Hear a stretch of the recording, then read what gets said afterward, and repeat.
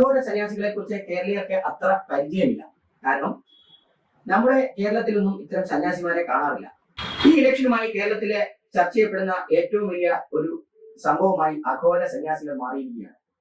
BJP സ്ഥാനാർത്ഥികളെ അനുഗ്രഹിക്കാനായി യോഗി ആദിത്യനാഥ് പറഞ്ഞു വിട്ടതാണ് അഘോര സന്യാസികളെ എന്നുള്ള ഒരു നറേറ്റീവിൽ BJPക്ക് അനുകൂലമായും പ്രതികൂലമായും കേരളത്തിൽ ആകെ ചർച്ച ചെയ്യപ്പെടുന്ന ഒരു വിഷയമായി ഇത് മാറിയിരിക്കുകയാണ്.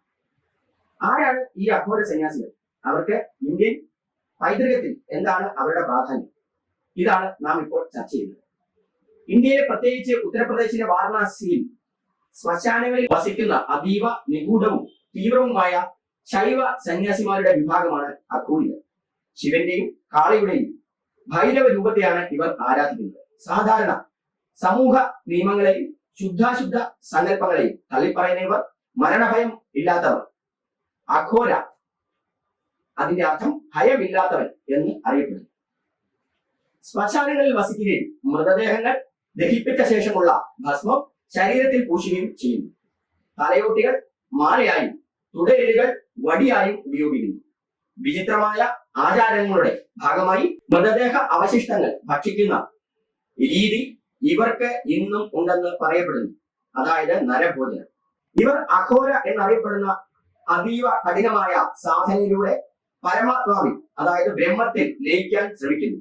ലോകത്തിലെ എല്ലാ വസ്തുക്കളും ബ്രഹ്മത്തിൽ നിന്നാണ് ഉണ്ടായത് എന്ന് വിശ്വസിക്കുന്ന ഇവർ നല്ലതും ചീത്തയും തമ്മിലുള്ള വ്യത്യാസം കാണുന്നില്ല. ധ്യാനത്തിന്റെ ഏകാഗ്രതയ്ക്കായി ഇവർ മരിജ്വാന, അതായത് കഞ്ചാവ് ഉപയോഗിക്കാറുണ്ട്. എന്നാൽ എപ്പോഴും ശാന്തരായാണ് ഇവരെ കാണപ്പെടുന്നത്. ഉത്തർപ്രദേശിലെ അഖാഡകളിൽ ഇന്നും കഞ്ചാവ് ലേഹ്യം ഉപയോഗിക്കുന്ന ഒട്ടേറെ സ്വാമിമാരെ നമുക്ക് കാണാൻ കഴിയും.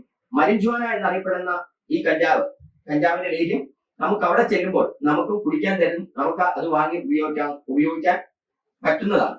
അതാണ് അവിടുത്തെ രീതികൾ. മന്ത്രതന്ത്ര സിദ്ധികളാൽ അത്ഭുതകരമായ കഴിവുകൾ ഇവർക്കുണ്ടെന്ന് വിശ്വസിക്കപ്പെടുന്നു. ഭാവി പ്രവചിക്കുക, രോഗശാന്തി നൽകുക തുടങ്ങിയവ ഇവർ ചെയ്തു കൊടുക്കുന്നു എന്ന് ഉത്തരേന്ത്യൻ സംസ്ഥാനങ്ങളിൽ പ്രചരിക്കുന്ന വസ്തുതയാണ്. ഇവർ മിക്കവാറും സമൂഹത്തിൽ നിന്ന് ഒഴിഞ്ഞു മാറി ജീവിക്കുന്നു. അനുഗ്രഹങ്ങൾ പോലും ശപിച്ചുകൊണ്ടോ കഠിനമായ വാക്കുകളിലൂടെയാണോ ഇവർ നൽകുന്നത്. പഴയകാല സമ്പ്രദായത്തിൽ നിന്ന് ഉദ്ഭവിച്ച ഇവർ ശൈവമതത്തിലെ ഏറ്റവും വിചിത്രവും എന്നാൽ അതീവ ജ്ഞാനമുള്ളവരുമായി കരുതപ്പെടുന്നു. പുറമെ ഭയപ്പെടുന്ന രൂപമാണെങ്കിലും യഥാർത്ഥ അഘോരികൾ സാധാരണയായി വളരെ ശാന്തരും ആരോടും കലഹിക്കാത്തവരുമായിരിക്കും. ഇവർ അപൂർവമായി ജനങ്ങൾക്കിടയിലേക്ക് വരാറുണ്ട്. ഇവർ കഴിക്കുന്ന ഭക്ഷണങ്ങൾ പലപ്പോഴും വിചിത്രമായിരിക്കാം. തലയോട്ടിയിൽ ഭക്ഷണം കഴിക്കുന്ന രീതി, കപാല ഇവർക്കിടയിലുണ്ട്. അഘോരികൾക്ക് അപാരമായ ഇച്ഛാശക്തിയും മന്ത്രശക്തിയും ഉണ്ടെന്ന് വിശ്വസിക്കപ്പെടുന്നു. രോഗങ്ങളെ സുഖപ്പെടുത്താനും പ്രകൃതി ശക്തികളെ നിയന്ത്രിക്കാനും ഇവർക്ക് കഴിയുമെന്ന് പറയപ്പെടുന്നു. സമൂഹത്തിലെ എല്ലാ വേർതിരിവുകളും മിഥ്യയാണെന്ന് ഇവർ വിശ്വസിക്കുന്നു. അതിനാൽ പലരും ഭീകരമെന്ന് കരുതുന്ന കാര്യങ്ങൾ, ഉദാഹരണത്തിന് ശ്മശാനത്തിലെ താമസം, ചിതാഭസ്മം പൂശൽ, ഇവർ ആത്മീയ വളർച്ചയ്ക്കായി ചെയ്യുന്നു.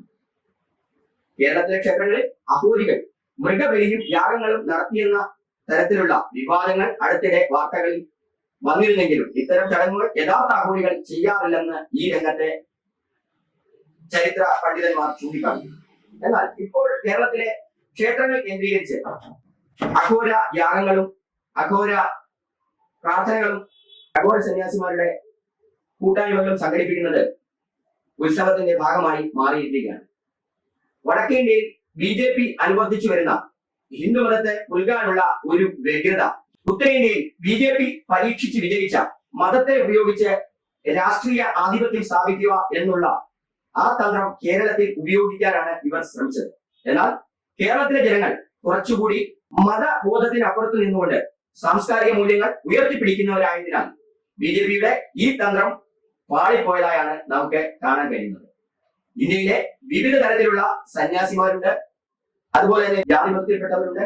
വിവിധ ഗോത്ര ആചാരങ്ങൾ വെച്ചു പുലർത്തുന്ന പല സാംസ്കാരിക കൂട്ടായ്മകളും ഗോത്ര ആചാരങ്ങൾ വെച്ചു പുലർത്തുന്ന പല ഗ്രൂപ്പുകളുമുണ്ട്. എന്നാൽ ഇന്ത്യയിൽ ഇലക്ഷൻ നടത്തേണ്ടത് ജാതിയുടെയോ മതത്തിന്റെയോ വർഗത്തിന്റെയോ വർണ്ണത്തിന്റെയോ ചിഹ്നങ്ങൾ ഉപയോഗിക്കാതെ ലോകത്തെ ഏറ്റവും വലിയ ജനാധിപത്യ രാജ്യത്തിൽ ഏറ്റവും നല്ല രീതിയിൽ വികസനം പറഞ്ഞുകൊണ്ടും അതുപോലെ ജനോപകാരപ്രദമായ പ്രവർത്തനങ്ങൾ ചെയ്തുകൊണ്ടും ജനങ്ങളെ സമീപിക്കേണ്ട രാഷ്ട്രീയ പാർട്ടികൾ ഇത്തരത്തിലുള്ള സന്യാസിമാരെയും മറ്റ് ഗ്രൂപ്പുകളെയും പത്തോട്ടിനായി ഇറക്കുന്നത് കേരളത്തിന്റെ സാംസ്കാരിക പൈതൃകത്തെയും സെക്യുലർ ഫാബ്രിക്കിനെയും തകർക്കാനല്ലാതെ മറ്റൊന്നിനും സാധിക്കത്തില്ല എന്നുള്ള വസ്തുത നാം തിരിച്ചറിയേണ്ടതുണ്ട്. ജാഗ് ന്യൂസ്, തിരുവനന്തപുരം.